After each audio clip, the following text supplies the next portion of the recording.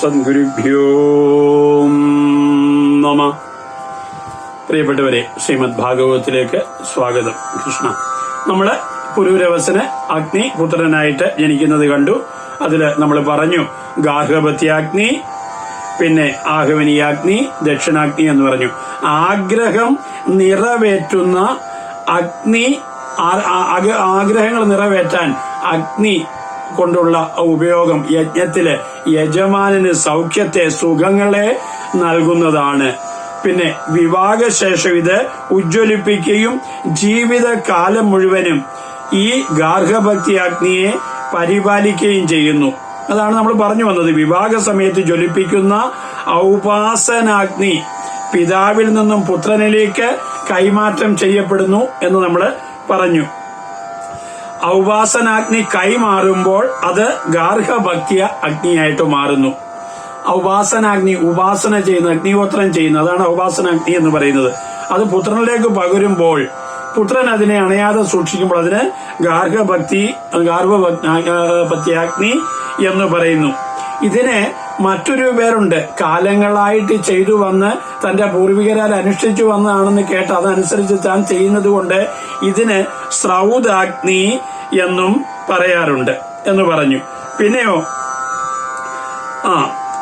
ഗാർഹപത്യാഗ്നി വേദ ശ്രൗതയജ്ഞങ്ങളിൽ ഇത് യജ്ഞവേദിയുടെ പടിഞ്ഞാറു ഭാഗത്ത് വൃത്താകൃതിയിലെ കുണ്ടത്തിലാണ്. നമ്മൾ യജ്ഞത്തിനൊക്കെ പോയി കഴിഞ്ഞാൽ അഗ്നികുണ്ഡം കാണാം. ഇത് സ്ക്വയർ കാണും, പിന്നെ സർക്കിളായിട്ട്, സെമി സർക്കിളായിട്ടും ഒക്കെ അഗ്നികുണ്ഡങ്ങളുണ്ട്. പക്ഷെ അത് കണ്ടു കഴിഞ്ഞാൽ നമുക്ക് മനസ്സിലാക്കാൻ സാധിക്കും. വേദ ശ്രൗതയജ്ഞങ്ങളിൽ യജ്ഞവേദിയുടെ പടിഞ്ഞാറു ഭാഗത്ത് വൃത്താകൃതിയിലാണ് ഈ ഗാർഹപത്യാഗ്നി കാണുന്നതെന്ന് പറഞ്ഞു. ഇത് നിത്യകർമ്മമായ അഗ്നിഹോത്രത്തിന് ഉപയോഗിക്കുന്നു. അണഞ്ഞുപോയാൽ പ്രായശ്ചിത്തം ചെയ്തുകൊണ്ട് വീണ്ടും അതിനെ ജ്വലിപ്പിക്കേണ്ടിയിരിക്കുന്നു, അഗ്നി ആധാനം ചെയ്യേണ്ടിയിരിക്കുന്നു. പിന്നെ ആഹവനീയാഗ്നി പ്രത്യേക മന്ത്രജപങ്ങളോടുകൂടി ഗാർഹപത്യാഗ്നിയിൽ നിന്നുമാണ് ഇതിനെ ജ്വലിപ്പിക്കുന്നത്. എല്ലാത്തിനും ഗാർഹപത്നിയാണ് അടിസ്ഥാനം. ഇത് യജ്ഞവേദിയുടെ കിഴക്കു ഭാഗത്തായിട്ട് ചതുരാകൃതിയിലുള്ള കുണ്ടത്തില് സ്ഥാപിച്ചിരിക്കുന്നു. പിന്നെ ദക്ഷിണാഗ്നി ഗാർഹപത്യാഗ്നിയിൽ നിന്നും പകരുന്നു. യജ്ഞവേദിയുടെ തെക്കുഭാഗത്തായി സെമി സർക്കിൾ, വൃത്താകൃതിയിലെ കുണ്ടത്തിൽ സ്ഥാപിക്കുന്നു. അപ്പോൾ ഇതിലാണ് നമ്മൾ യാഗം ചെയ്യുമ്പോൾ ഓരോന്ന് സമർപ്പിക്കുമല്ലോ.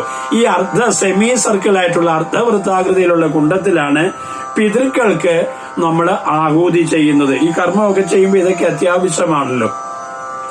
അങ്ങനെ നമ്മൾ ചെയ്യുന്ന യാഗകർമ്മങ്ങളുടെ സൂക്ഷ്മാംശത്തെ ദേവന്മാരിൽ എത്തിക്കുന്നത് ഈ അഗ്നിയാണ്. നമ്മളിവിടെ ചെയ്യുന്ന കർമ്മം, നമ്മൾ അതിലേക്ക് സമർപ്പിക്കുന്ന സമിത്ത്, ഹവിസ്, ആജ്യം, ഇതിന്റെയൊക്കെ സൂക്ഷ്മാംശത്തെ ദേവന്മാരിൽ എത്തിക്കുന്നത് അഗ്നിയാണ് എന്ന് നമുക്ക് കാണാൻ സാധിക്കും. ഋഗ്വേദം ഇതിനെപ്പറ്റി വളരെ വിശദമായിട്ട് പറയുന്നുണ്ട്. അഗ്നിമീളെ പുരോഹിതം എന്ന് പറഞ്ഞുകൊണ്ട് തുടങ്ങുന്ന ഋഗ്വേദത്തിന്റെ ഏതാണ്ട് അധികം ഭാഗവും അഗ്നിയെപ്പറ്റിയും അതിന്റെ പ്രാധാന്യത്തെപ്പറ്റിയും അഗ്നി ഉപാസനയെ പറ്റിയും എല്ലാം പ്രത്യേകിച്ച് പറയുന്നുണ്ട്. ഈ അഗ്നിക്ക് 7 നാവുകൾ ഉണ്ടെന്നാണ് പറയുന്നത്. അതുകൊണ്ട് നമ്മള് പുസ്തകങ്ങളൊക്കെ വായിക്കുമ്പോൾ സപ്തജുഹ്വൻ എന്നൊരു പ്രയോഗമുണ്ട് അഗ്നിക്ക് പറയുന്നത്. അഗ്നിക്ക് 7 നാവുകളുണ്ട്. ആ 7 നാവിന്റെയും പേരും ഗ്രന്ഥങ്ങൾ പറയുന്നുണ്ട്.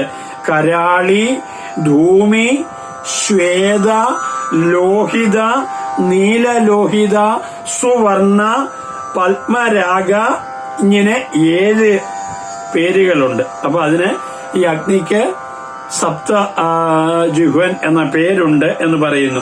പുരൂര എന്ന് പറഞ്ഞുകൊണ്ട് അഗ്നിയുടെ പ്രാധാന്യത്തെ പറ്റി പറഞ്ഞു കഴിഞ്ഞു. എന്നിട്ട് പറയാണ്, ജാതനായ അഗ്നി നൃപപുത്രത്വം ഭവിച്ചുതേ ഒന്നത്രേ വേദം പണ്ടു മുഖ്യമാം പ്രണവം പോൽ. പണ്ട് ഒന്നേ ഉണ്ടായിരുന്നുള്ളൂ, അത് പ്രണവമായിരുന്നു. ഒന്നത്രേ വർണ്ണമുള്ളൂ. അന്ന് ഹംസന്മാരെന്നൊരു വിഭാഗം മാത്രമേ വർണ്ണം ഉണ്ടായിരുന്നുള്ളൂ. പിന്നീടാണ് വർണ്ണങ്ങൾ 4ആയിട്ട് മാറിയത്. വന്നിയുമൊന്നേയുള്ളൂ. വന്നി, അഗ്നിക്ക് വേറെ ഒരു പേരുണ്ട്. ആ വേദസ്, ജാതവേദസ്, അതിന് അറിവ് എന്നാണ് അർത്ഥം. അറിവാണ് അഗ്നി എന്ന് പറയുന്നത്. കാരണം ജ്വലിച്ചു നിൽക്കുന്നത് അറിവാണ് എങ്കിൽ സൂര്യ തേജസ് നമുക്ക് കിട്ടുന്നത് അറിവിന്റെ മാർഗത്തിൽ കൂടിയാണ്. അപ്പൊ എന്തായാലും പോട്ടെ, വന്യയും ഒന്നേയുള്ളൂ, ദേവനും ഒന്നേയുള്ളൂ, കേവലം നാരായണൻ. നാരായണൻ, നാരം അറിവ്, നാരദൻ അറിവുള്ളവൻ, നാരായണൻ അറിവിന്റെ ഇരിപ്പിടം. ആ ജ്ഞാനസ്വരൂപനായ ഈശ്വരൻ മാത്രമേ ഉണ്ടായിരുന്നുള്ളൂ. ഏവം ചൊല്ലുന്നു പുരാണങ്ങളും വേദങ്ങളും,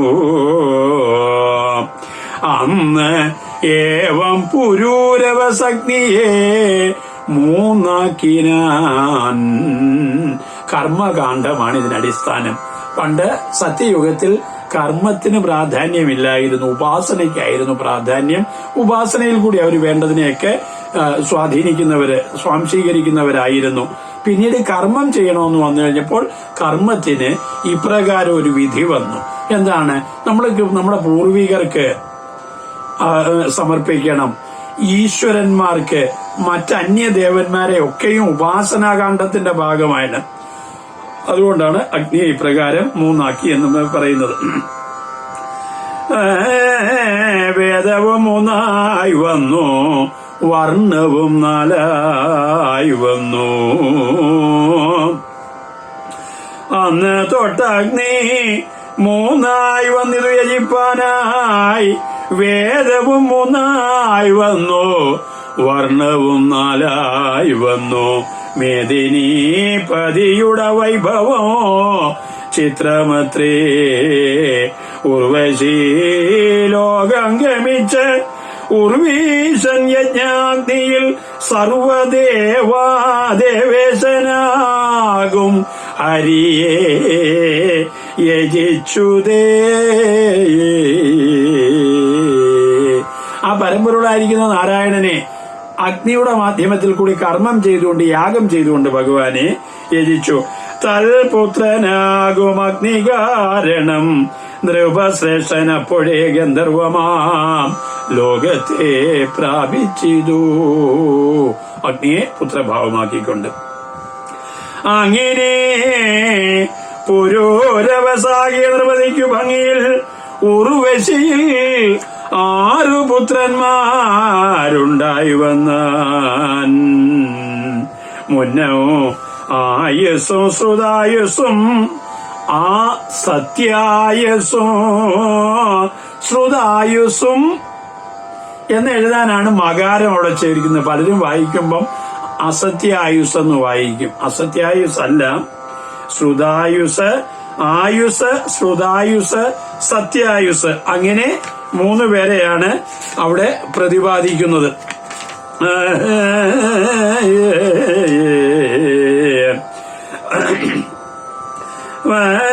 പിന്നെ വൻരയ, പിന്നെ വിജയൻ, ജയൻ താനോ.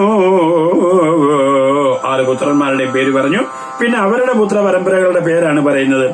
പിന്നെ ശ്രുതായുസിൽ നന്ദനൻ വസുമാൻ പോൽ, നന്ദനൻ സുതജ്ഞയൻ സത്യായുസിനുണ്ടായി. രയനു തനയൻ ഏകനോ. അവിടെ തനയൻ ഒന്നേ ഉള്ളൂ എന്നല്ല, ആ തനയന്റെ പേര് ഏകൻ എന്നാണ്. ഏകനോ വിഭുദാനും ജയന സുതൻ ഭീമനന്ദനൻ, ഭീമൻ നന്ദനൻ വിജയനു.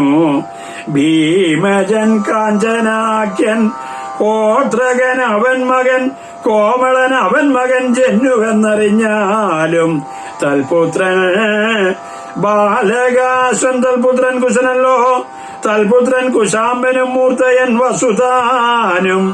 4-മൻ കുശനാഭൻ, പിന്നെയ കുശാംബനു. ബാലകൻ ഗാദിയല്ലോ തൽപുത്രി സത്യവതി. ഭാർഗവ ഭാർഗവൻ ഋജീകൻ തൻ കന്യയെ വരികയാൽ യോഗ്യമല്ലെന്നോർത്ത് ഗാധിയോ ചൊല്ലിടിനാൻ. ഗാധിയോ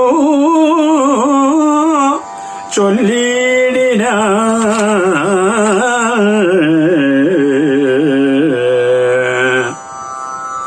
നമ്മള് ആ പുരൂരവസിന്റെ സന്തതികളുടെ പരമ്പരയാണ്. അതിൽ ചില മൂലം പുസ്തകമായിട്ട് ചില പേരുകൾക്ക് മാറ്റം വരും. അതുകൊണ്ട് അതിനെപ്പറ്റി ഒന്ന് അവലോകനം ചെയ്തു പോവാം. അദ്ദേഹത്തിന് 6 പുത്രന്മാരുണ്ടായി എന്ന് പറഞ്ഞു. അത് ആയുസ്, ശ്രുതായുസ്, സത്യായുസ്, രയൻ, ജയൻ, വിജയൻ, അങ്ങനെയാണ്.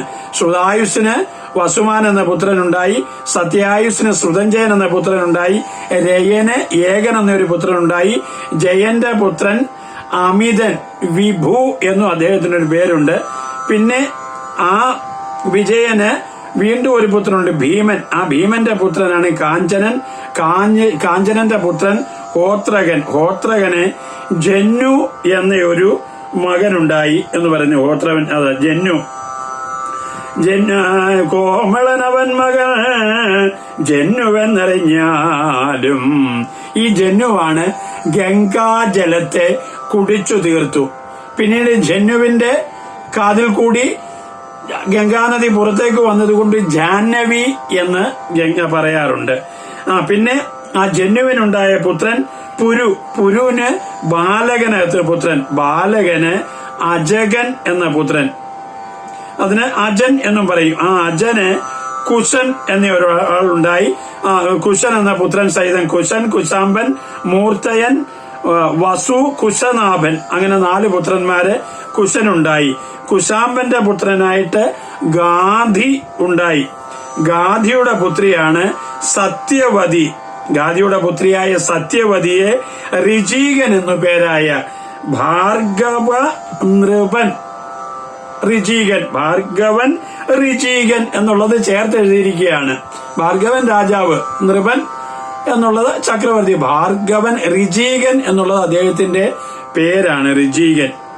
ആ ഋചീകൻ ഒരു ബ്രാഹ്മണനായിരുന്നു. അദ്ദേഹം തന്റെ ഈ ഗാധിയുടെ പുത്രിയെ ആവശ്യപ്പെടുകയായിരുന്നു. ബാലകൻ ഗാധിയല്ലോ. ആ ഗാധിയുടെ പുത്രി സത്യവതി ഭാർഗവന് ഋചീകൻ തൻ കന്യയെ വരികയാൽ യോഗ്യമെന്നല്ലെന്നോർത്ത് ഗാധിയും ചൊല്ലിടിനാൻ. ഗാധിയുടെ പുത്രിയാണ് സത്യവതി. സത്യവതിയെ ഈ ഋചീകൻ എന്ന ബ്രാഹ്മണൻ വിവാഹം കഴിക്കാൻ താല്പര്യപ്പെട്ടു. അദ്ദേഹത്തിന് പല പെൺകുട്ടികളുണ്ടായിരുന്നു.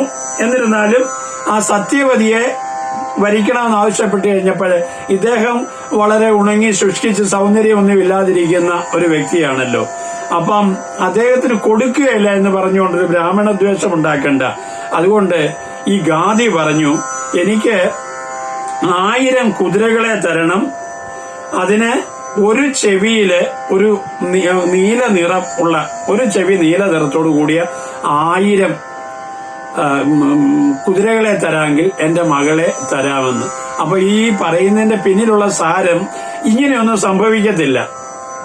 സംഭവിക്കാത്തത് കൊണ്ട് മകളെ വിവാഹം ചെയ്തു കൊടുക്കുകയും വേണ്ട. ഇത് ഋചീകന് മനസ്സിലായി തന്നെ ഒഴിവാക്കാനായിട്ട് ചെയ്യുന്നതാണ്. ഈ കണ്ടീഷൻ പറഞ്ഞിരിക്കുന്നത് തന്നെ ഒഴിവാക്കാനാണ്. അദ്ദേഹം നേരിട്ട് വരുണദേവന്റെ അടുത്ത് പോയി. വരുണദേവനെ തപസ് ചെയ്ത് പ്രത്യക്ഷപ്പെടുത്തിയിട്ട് പറഞ്ഞു, എനിക്ക് ഇതുപോലെ ഒരു 1000 കുതിരകളെ വേണം. അപ്പൊ അങ്ങനെ 1000 കുതിരകളെ വരുണൻ കൊടുത്തു. അതിനെ കൊണ്ടുവന്ന് ഗാധിക്ക് കൊടുത്തിട്ട് മകളെ വിവാഹം ചെയ്ത് താൻ ജീവിച്ചു എന്നുള്ളതാണ് അതിന്റെ കഥയുമായിട്ട് പറയുന്നത്. ആ കഥയെല്ലാം ഒന്നും ഇവിടെ വിശദമാക്കുന്നില്ല. ഭഗവാൻ വേദവ്യാസൻ അത് വളരെ വിശദമായിട്ട് തന്നെ പറയുന്നുണ്ട്. യോഗ്യമല്ലെന്നോർത്തു ഗാധിയും ചൊല്ലിടിനാൻ ശ്യാമൈകകർണങ്ങളായി. ശ്യാമ ഏകകർണം, ശ്യാമം നീല നിറത്തിലുള്ള ഒരു ചെവിയോടുകൂടിയ സഹസ്രമശങ്ങളെ സോമവർണ്ണങ്ങളായി നൽകേണമെനിക്കിപ്പോൾ. സോമവർണം വളരെ സംശുദ്ധമായി സത്വ സ്വരൂപങ്ങളോടുകൂടി അങ്ങനെ 1000 കുതിരകളെ തരണം എന്ന്. കാരണം ഇദ്ദേഹം കുശിക വംശത്തിൽ ജനിച്ചവനാണല്ലോ ഗാധി. അപ്പൊ ആ വംശത്തിൽ ഒരു ബന്ധം വേണമെങ്കിൽ ചില ക്വാളിറ്റികൾ ആ ബന്ധം ആലോചിക്കുന്നവർക്കുണ്ട്. ആ കുശിക വംശത്തിൽ ഒരു ബന്ധുത്വം സ്വീകരിക്കുന്നതായതുകൊണ്ട് അതിനായിട്ട് ചോദിച്ച ഈ ശുൽക്കം ഇത് വളരെ കുറവാണ്. ഞങ്ങളോടൊരു ബന്ധം ചേരണമെങ്കിൽ, ഞങ്ങളുടെ കുടുംബത്തോട് കുലത്തോട് ചേരണമെങ്കിൽ ഇതിലും വലിയ കണ്ടീഷൻസ് ഒക്കെ ഉള്ളതാണ്. പക്ഷെ അങ്ങയോട് അതൊന്നും പറയുന്നില്ല. ഈ കുശിക വംശത്തിൽ ചേരണമെങ്കിൽ ഇത്രയെങ്കിലും ചെയ്യണം എന്ന് പറഞ്ഞു. അങ്ങനെ അദ്ദേഹം ചെന്ന് വരുണദേവനോട് യാചിച്ചു, കൊടുത്തു. കന്യക ധനമായിട്ടാണ് കൊടുക്കുന്നത്. നമ്മൾ ഇങ്ങോട്ട് വാങ്ങിക്കുന്ന ശീലമാണല്ലോ. പണ്ട് അങ്ങനെ ആയിരുന്നില്ല. കന്യകയ്ക്ക് ദാനം കൊടുക്കുന്നുണ്ടായിരുന്നു. എന്നിരുന്നാലും പലരും സ്ത്രീക്ക് വേണ്ടി അത് കൊടുത്തിട്ടാണ് സ്വീകരിച്ചിരുന്നത്. അങ്ങനെ ഒരു നാള് ഇവര് സത്യവതി ഭർത്താവിനോടൊത്ത് ജീവിക്കുക. അപ്പൊ അവരുടെ അമ്മയും അവിടെ എത്തിയിട്ടുണ്ട്. അവര് അങ്ങനെ അദ്ദേഹത്തോടൊപ്പം ജീവിക്കുന്ന കാലത്ത് ഈ സത്യവതിക്ക് ഒരു സന്തതി വേണം. അതിനായിട്ട് ഇദ്ദേഹത്തോട് പറഞ്ഞു. ഇതേ സമയം സത്യവതിയുടെ അമ്മയും പറഞ്ഞു, അങ്ങയുടെ ദിവ്യശക്തി കൊണ്ട് ഒരു പുത്രനെ എനിക്കും വേണമെന്നുള്ളത്. അയോനിജരായിട്ടാണല്ലോ ഇവരൊക്കെ ജനിക്കുക. അതുകൊണ്ട് ഇതില് ഒരു അസാംഗത്യം തോന്നേണ്ട, ഒരു അസ്വാഭാവികത തോന്നേണ്ട, മന്ത്രങ്ങളെ കൊണ്ട് തന്നെയാണ് ഇവരിൽ ഗർഭം ഉൽപ്പാദിപ്പിക്കുന്നത്. മന്ത്രത്തിന് അതിനുള്ള ശക്തിയുണ്ട്. നമുക്ക് പ്രത്യക്ഷത്തിൽ മന്ത്രത്തിന്റെ ശക്തിയാണ് നമ്മൾ കൂടുതലും ഉപയോഗിക്കുന്നത്. ആ മന്ത്രം കേൾക്കുന്നതിന്റെ അനുസരിച്ചുള്ള റിയാക്ഷനാണ് ഓപ്പോസിറ്റിൽ നിൽക്കുന്ന ആളിൽ നിന്നും ഉണ്ടാകുന്നത്. അതിനെപ്പറ്റി പോട്ടെ, അത് നമുക്ക് നോക്കാം. ഇവിടെ അദ്ദേഹം പോയി കൊണ്ടുവന്നു. സോമവർണ്ണങ്ങളായി നൽകണം എനിക്കിപ്പോൾ കന്യകയ്ക്കുള്ള ശൂൽക്കം, അങ്ങനെയെന്നു കേട്ടു ധന്യനാ മുനി വരുണാന്തികെ ചെന്ന് വേഗമോ തുരകങ്ങളെ വാങ്ങിക്കൊണ്ടുപോയി ഭൂപതിക്ക് തരസ നൽകിടിനാൻ. വിസ്മയിച്ചതദ്രവൻ കന്യയെ മുനിവരൻ ധനിക്കു നൽകിടിനാൻ. ധന്യനാം മുനിവരൻ ആശ്രമം ബുക്കുവാണ്.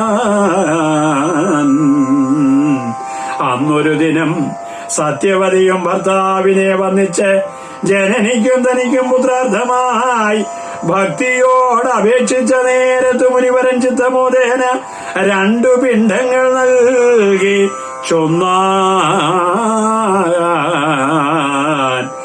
ഓരോരോ പിണ്ഡം നിങ്ങൾ മാറാതെ ഭുജിച്ചാലും പാരിതിൽ പ്രസിദ്ധരാം പുത്രന്മാരുണ്ടാം.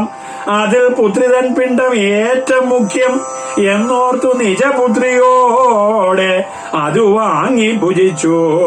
ജനനിയും മാതാവിൻ പിണ്ഡം അത് പുത്രിയോ ഭുജിച്ചിതോ ചേതസ മുനിവരൻ അറിഞ്ഞു ചൊല്ലിടിനാൻ.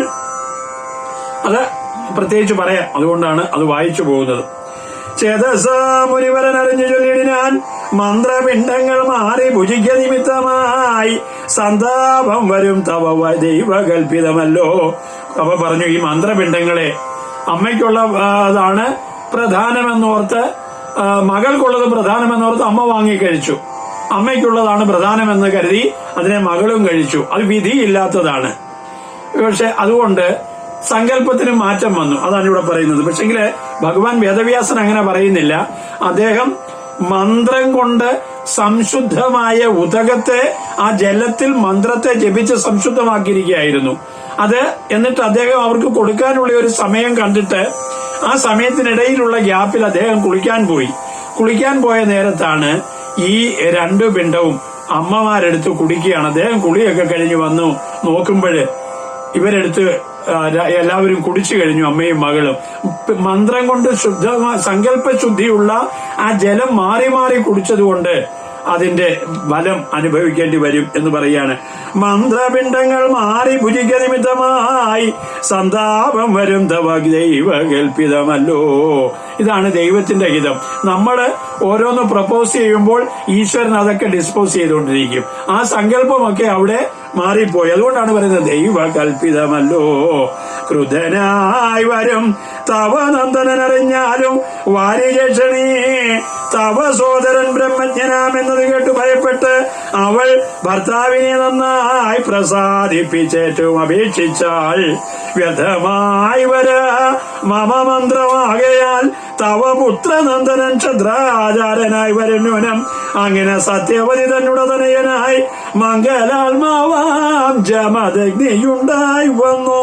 ആകയാൽ ഭർത്തൃവാക്യം ലംഘിക്ക നിമിത്തമായി കൗശികി നദിയായി വന്നിതു സത്യവതി ഉത്തമൻ ജമദഗ്നി രേണുക തന്നെ വേട്ടു പുത്രന്മാർ വസുമനസാദികൾ ഉണ്ടായി വന്നു. രാമൻ എന്നൊരു പുത്രനുണ്ടായാൻ ഒടുക്കത്ത് കോമളഗാത്രനവൻ വാസുദേവംശമത്രേ. സാഹസം വരുത്തോരു ഹേയ വംശമെല്ലാം ആകവേ മുടിച്ചതും അവനെന്നറിഞ്ഞാലും ക്ഷത്രിയ വംശമെല്ലാം 7 വട്ടം രാമൻ ക്രന്ദനം ചെയ്ത് ഭൂമി ഭാരവും തീർത്തിടിന. ഭഗവാൻ പരശുരാമന്റെ അവതാരമാണ്. അത് നമുക്ക് അടുത്ത ക്ലാസ്സിൽ അവലോകനം ചെയ്യാം.